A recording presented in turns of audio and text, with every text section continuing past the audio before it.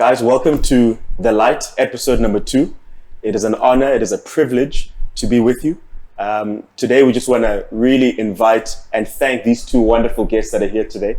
Candice Thurston, a trailblazer, entrepreneur, marketing expert. Sydney Mbele Ntlantla, also as he's known affectionately by his friends. You know, he with an illustrious marketing career that speaks for itself. I just want to say, you know, guys, I hope you're sitting down. I hope you've got a pen, a paper, your notebook, your iPad, anything that you can write down. The nuggets, the jewels are going to come out of this show. Trust me, you don't want to miss this. Let me take this time to shine my light. Shine the light. Shine the light.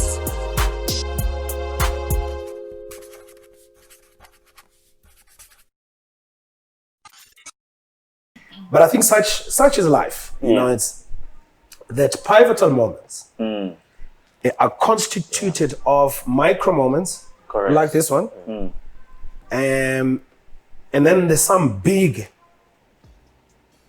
pivotal moments. You know, the one that actually I believe has contributed a lot to my making today is when, you know, I got a call from a guy by the name of Kees Kruithof. Kees was a CEO of Unilever South Africa, the foods business. And, you know, I don't know where he heard about me. I was still fairly junior in corporate, but he called me himself. And he said, you know, listen, I want to have coffee with you. I'm going to be in Joburg tomorrow.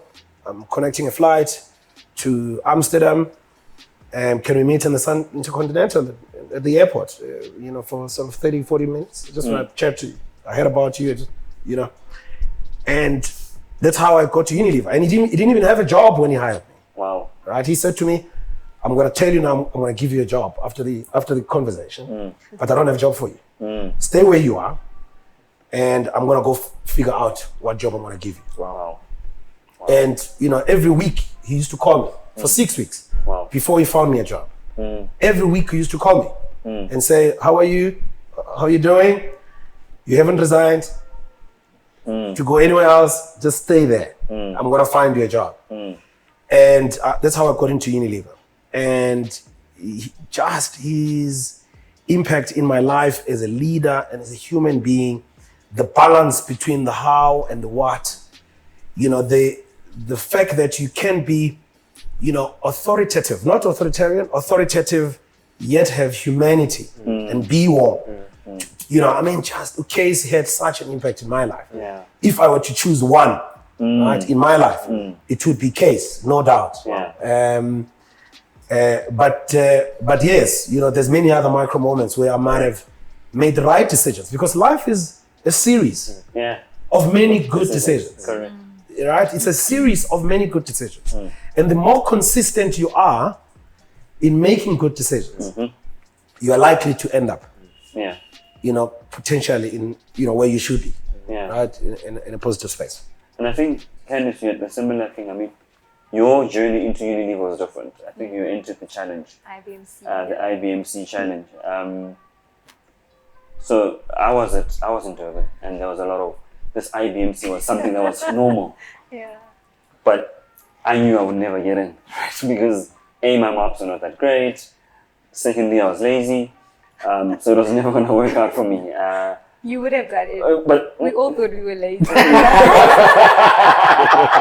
we were groups. exactly, you know what I mean? But you took the plunge and you went for it. And I mean, would you say that's one of the pivotal moments, or would you say, is it doing your honors at Wits versus doing your because you did an undergrad in UP in Pretoria. So would you say is it that decision of doing your honors in Wits, or is it the IBMC, entering the IBMC channel that sort of changed? Quite interestingly, is the pivotal moment was not being accepted to IBMC when I was at University of Pretoria. Wow. So I applied to it, and like honors was like, I want to do it, I don't want to do it, but I also wanted to get into work really, really quickly. Correct. And so yeah, when I applied my third year of UP, I didn't get accepted to IBMC, and it was like I was devastated. So I also said, you would have I was got not the it. only one. Okay. That's what they say. Like you're not gonna get everything on your first chance, Correct. you know. But that for me was an amazing thing for not getting in. So at the time, I was really disappointed. And I was like, okay, I want to do my honors, but I don't want to be at UP. I want to trial a different institution because I felt like I'd get a different, you know, kind of curriculum and different way of learning. And the universities were quite different, so I applied to WITS, and I got in. And surprisingly, like my honors year was really tough. So again, I was like picked on for like coming from UP. So two of the lecturers, I felt it was the first time I think I felt bullied when I was an adult almost. Said, oh, we don't accept people from other varsities. Wow. You're lucky that you got in. You know, all of those different things. And for a long time, like I felt like I wasn't good enough to be there. And I was just like, at the end of the day, I was like, these two lecturers are not going to change my journey. I'm just going to work harder and apply. And they made me stronger. And, you know, that's the things, like all the negative things that happen in your life, you have to just have this open mind to be like, okay, for now, this is tough. This is, you know, but I'm going to get through it because I'm going to get out stronger on the other end. And it's not just in business. I think it's personally, and I'm such a believer. And I think what Sydney says is like making the right decisions is a big part of it, but also thinking in a certain way takes you to that place, you know. So I am a believer in everything happens for a reason. And you just sometimes have to let things take its part. And I do think what you put out into the world is what you get back into the world. So if your intention is good, if your intention is, you know, you're always going to have things that come in your way to kind of change it. And I'm going to take it back because you speak about, you know, starting to become a CA. I wanted to be a CA. I loved accounting. But you know, in varsity, you become a CA, doctor, lawyer, engineer. Those were the four. And I mean, the fact that I took science as a main subject in school was ridiculous because I knew I never wanted to go into that space. I should have taken business economics. But in school, if you took business economics, you were like not the smart kid. The teachers were like, you know, these are the subjects you must take. The one that can't do maths. You can't do that, yeah. And surprisingly, when I got in the first 3 months, I was like, I cannot see myself being an accountant. Like it just never suited. And I spoke to my brother and he did, I think, law and marketing at WITS. He's like, can't go do marketing. And then everybody was like, what's marketing? You're not going to make a career in it at that time. At that time, it you're right. shows my age. Right. And I was like, and I spoke to my parents and luckily again, they were like, do what you need to do. And if you work hard enough, you'll be successful. It's not going to be easy. And then I sneaked into a marketing class and I absolutely loved it. And I swapped my major. I kept on accounting as a major, so I didn't have to do 3 other subjects. But that for me was another pivotal moment when I listened to myself and I sat there, I'm like, this cannot be my life. And I love the subject. And then again, it was being able to just take the step to be like, I'm not going to listen to society and I'm going to do something that, you know, and that, so those were probably the 2 pivotal moments. And then, I applied to IBMC at WITS and that's how I got into that journey. Candy, we have a lot in common. Do we? Yes. So Well, they chose us well. They chose us very well. Let me tell you. They've been stalking Let me us. tell you what we have in common. I wanted to be a chartered accountant. Wow, so I'm sitting here with 3 Right. potential. I want to be a chartered accountant. And I was not accepted in IBMC. Wow. Isn't that incredible? I was not accepted in You should have IBMC. applied. I applied, I went to the interview. Actually, the HR guy told me, you know, at the end of the interview, he said to me, look, bro, I'm sorry to say, but you're just not gonna make, you're not gonna make it in business. I think you need to try something in the arts. Wow. And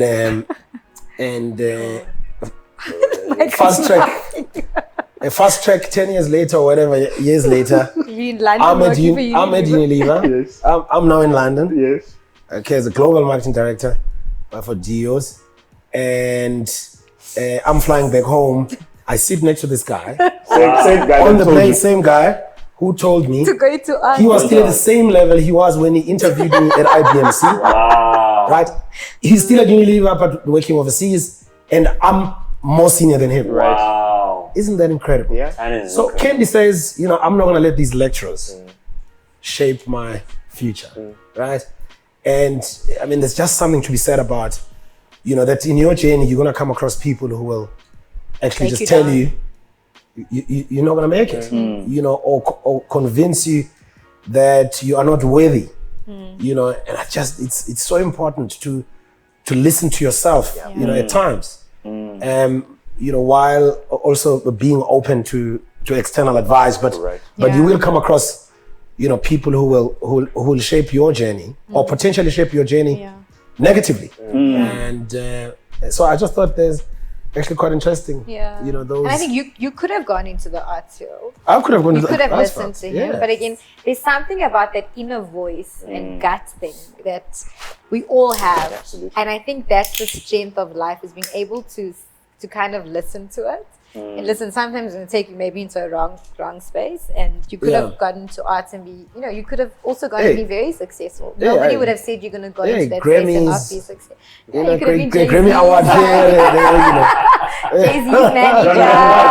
Beyonce. mastering groove there Yeah. in LA. Yeah. you know. But I think in summary, and it's not just about being in corporate, it's like whichever level you're in, you know, different people have come out of, you know, families that haven't been great, or relationships, and it is just about in yourself, like understanding what you want. Right. So that's probably the second level to it, is if you don't know where you want to be, and that doesn't mean I want to earn this, work here, but just what do you want your life to look like? Right.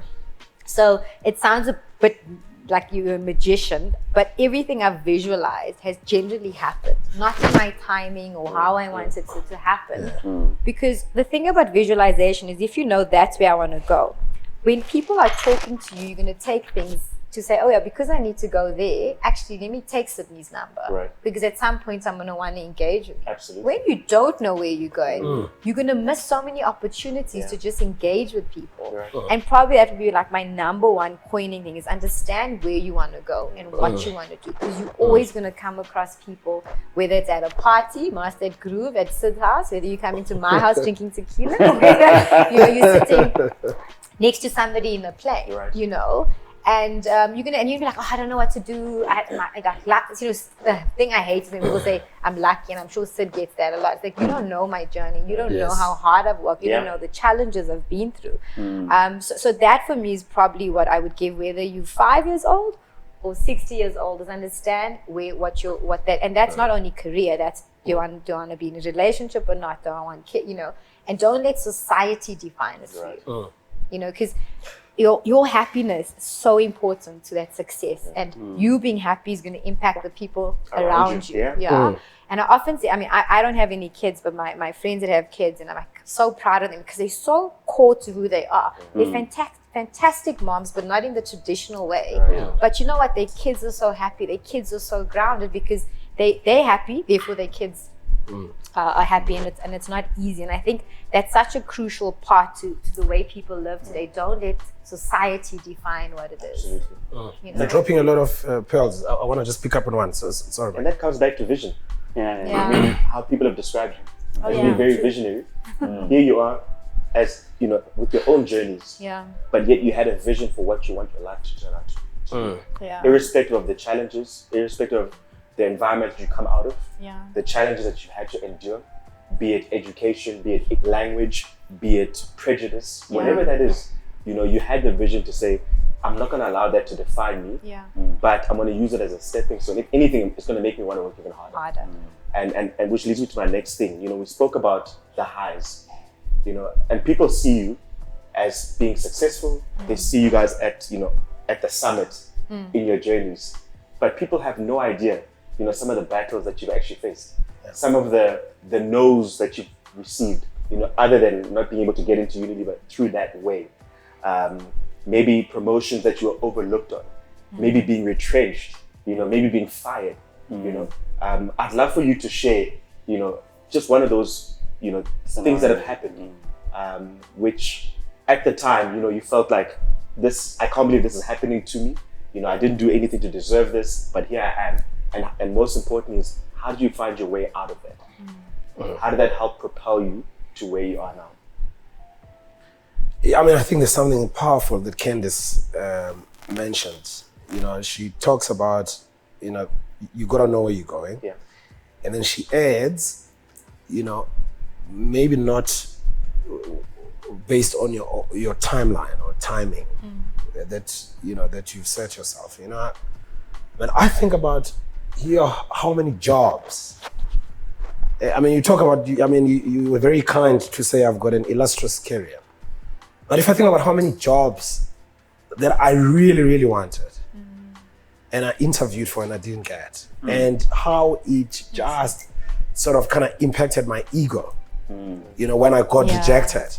I mean, you'd be surprised, and I'm grateful for what I have, and I guess maybe, divine intervention, also protects you from things that you don't know, right? And I truly believe that we are where we should be.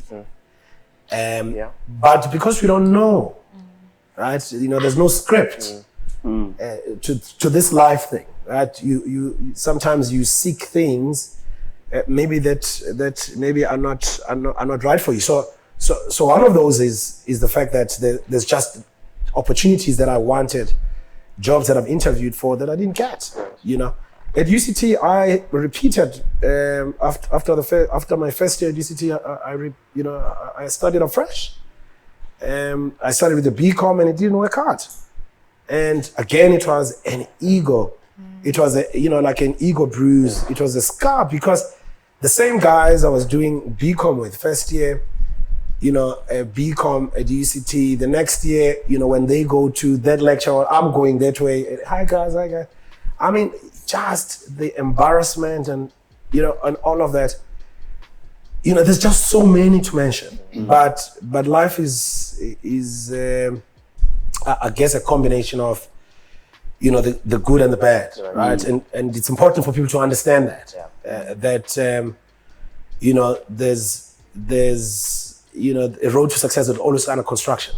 There's always potholes. I like that. Yeah. There's always potholes. Whenever you're driving, and by the way, some of those potholes actually become quite important in helping shape you.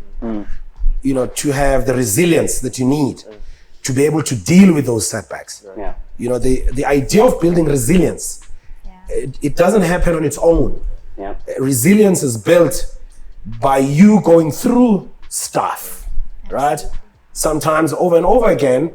And as long as you've got the ability to kind of stand up whenever you go through those impediments, you have the ability not to wallow in the negativity, or the sadness or the ego bruise. Then you wake up the next day and say, okay, I'm gonna just push on and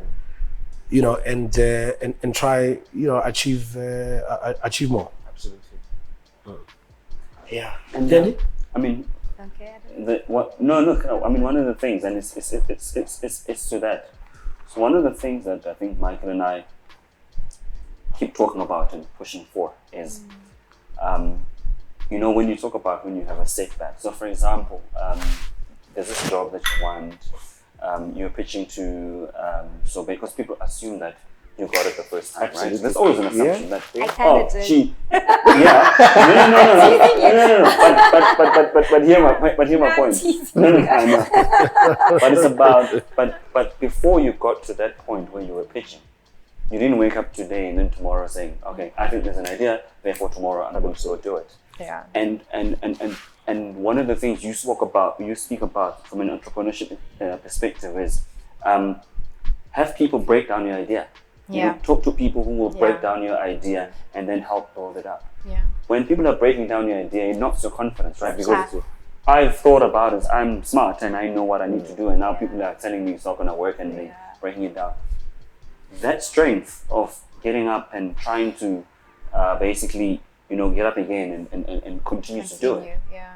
What is that? What are you doing at that exact moment? So interestingly enough, the landing of it, I'm not going to say wasn't difficult, because again, I'm going to go back to this luck thing. Yeah. Is that I'll quickly tell you how the Sorbet Candy and Co thing happened. Is Yeah. I was actually in Durban for an MTN meeting, and I was a Sorbet nails person, and I was on their website quickly, went to get it, and I saw this tab that said franchising. Went in and had this grand idea. I'm gonna own Sorbets, work at MTN, perfect solution of Correct. it. I'll own 10 of them, get my mom to pull it to in. run it, yeah. Anyway, applied for the franchise presentation, and interestingly enough, in that session, Ian, who was the founder of Sorbet, actually presented, and he normally didn't present it.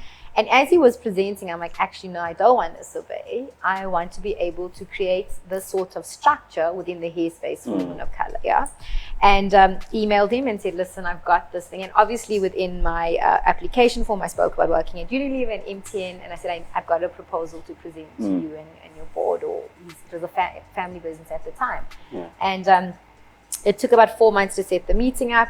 And I remember working on it the night before, but I think with the Unilever training is like, you know how to break down the Correct. proposal, and I presented and they were like, shucks, where do we sign?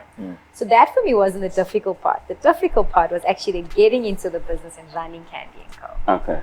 Because you had Sorbet, which was this big business, which already had so many stores and already established, being a smaller brand within that space constantly made me feel like not doing enough, not making money enough, not profitable. And even till now, we're still building the model and getting it right. Because I don't think people really understand maybe what the magnitude of Candy & Co. is when it comes to looking at hair and beauty in the woman of color space. Correct.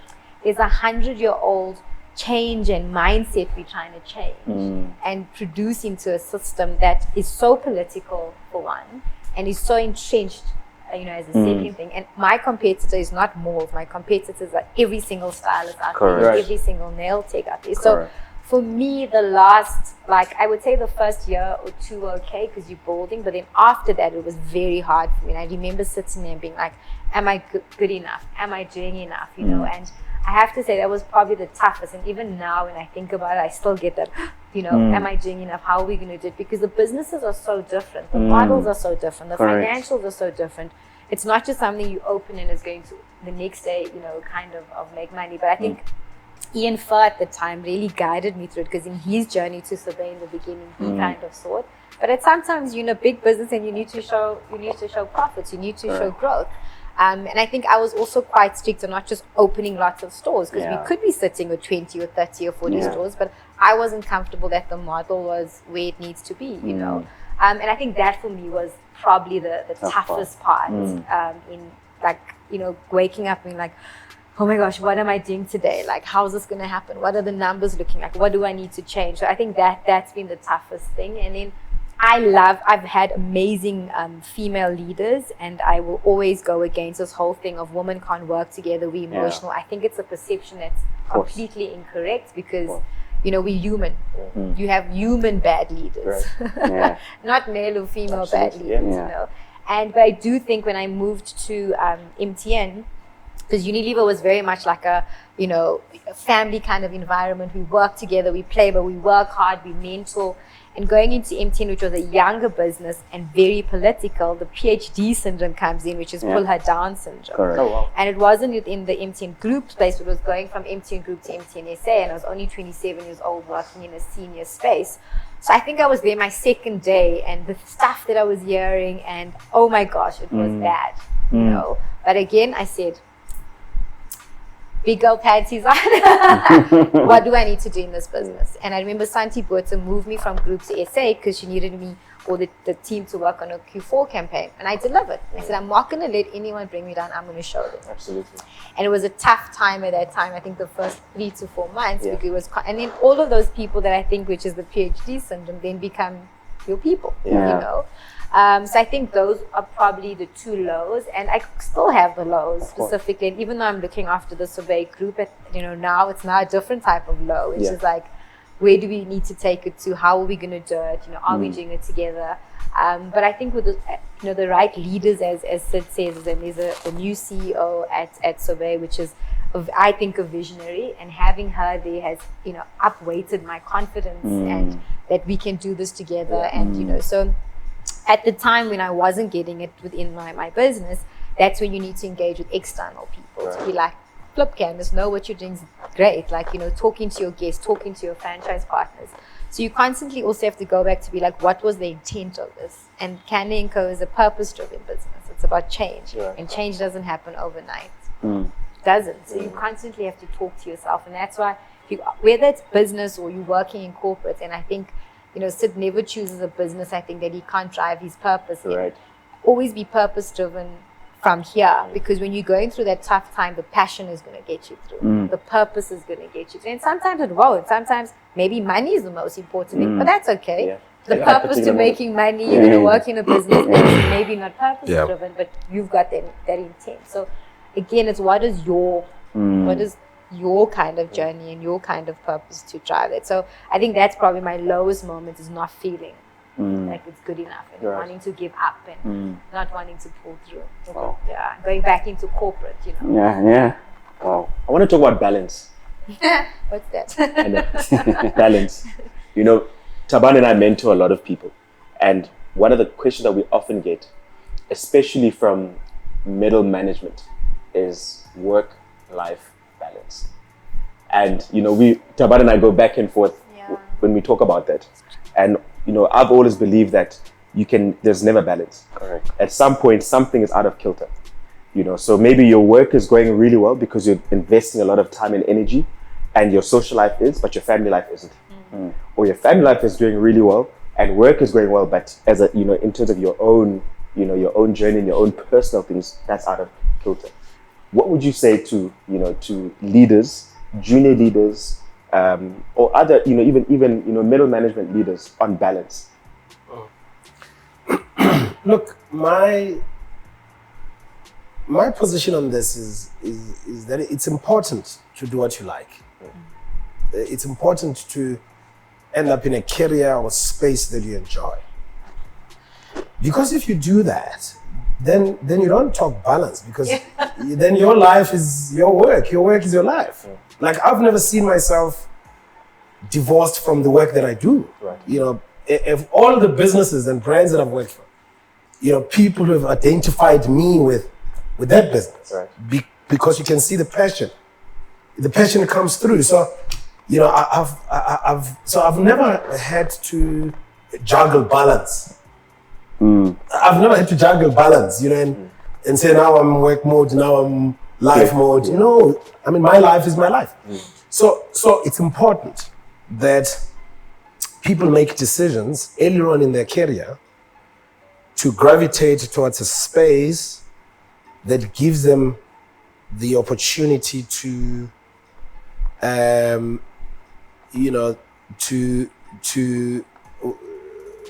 this kind of interdependence. There's something called ikigai. I think they call it ikigai. And, you know, something that you like, something that makes a difference in society, you know, something you get paid for, etc. So there's like 4 circles, and where they Intertwine. where they meet at the center there is the sweet spot. It's called ikigai. I think it's a Chinese or Japanese sort of thing that I think has always been central in my life, right? And so that's how I would attempt to answer the question, because, you know, the COVID has also taught us. It's been the biggest experiment facing humankind.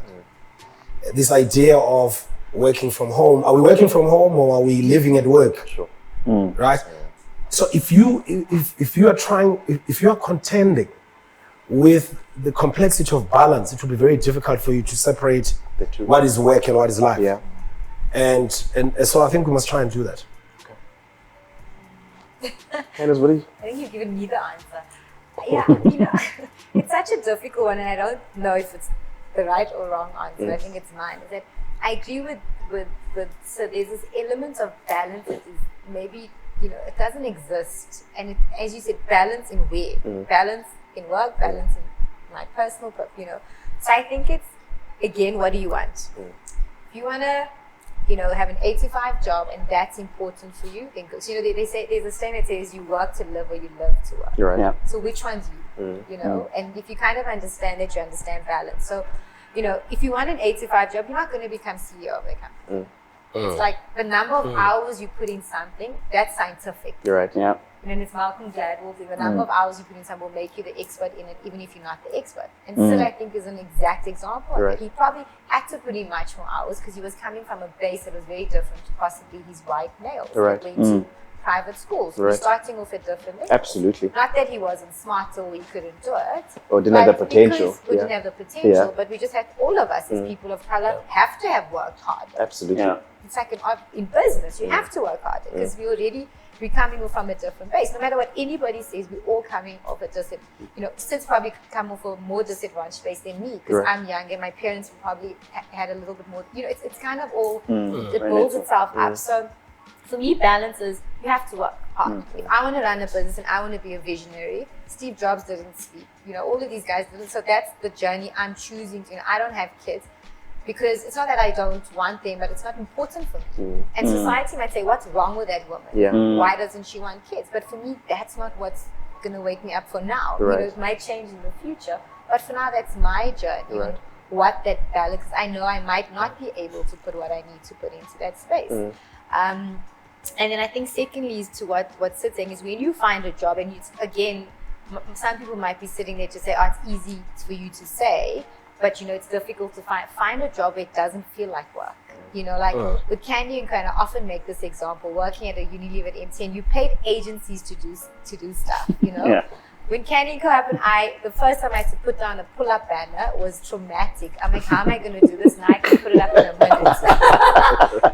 Carrying, often guys would be carrying big things, Yeah. putting up pop-ups because that was what I was passionate about and I saw the end journey. You know what I mean? So I do think that you need to make time for yourself. And I think Sid mentioned it in his, is that do what makes you happy. So, when I've had my most stressful day, I actually want to go out. If I finish at a gig at 12, I want to go out and have it because that's kind of my release. And I might sleep at 3 a.m. that morning. Yeah.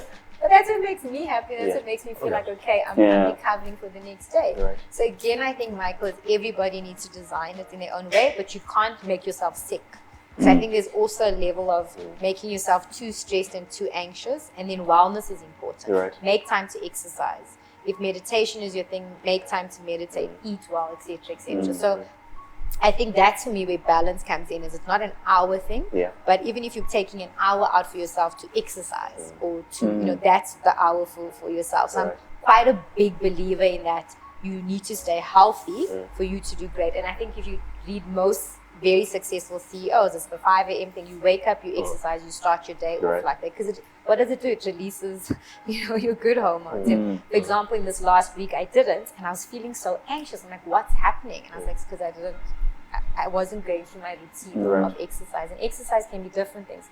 Yoga, golf, find something, but you can't just be working. So as I said, I think balance is not an hourly thing. Yeah. So I think how are you taking time in your day for family, for work, for friends? And again, it doesn't mean that spending less time with your family means your kids aren't going to be great. Spending the quality time with them is the difference. Right. Putting Present. this thing away and saying, okay, for 2 hours, it's you and me. Yeah. And that's how I think balance is. Don't take time out of it and planning. I mean, if we take it, to the worst case scenario, let's assume, you say it's a 7-hour day, you want to kind of limit your working time to that. And just think about it on an average day, that means you leave home in the morning and you come back at 5, 6 p.m.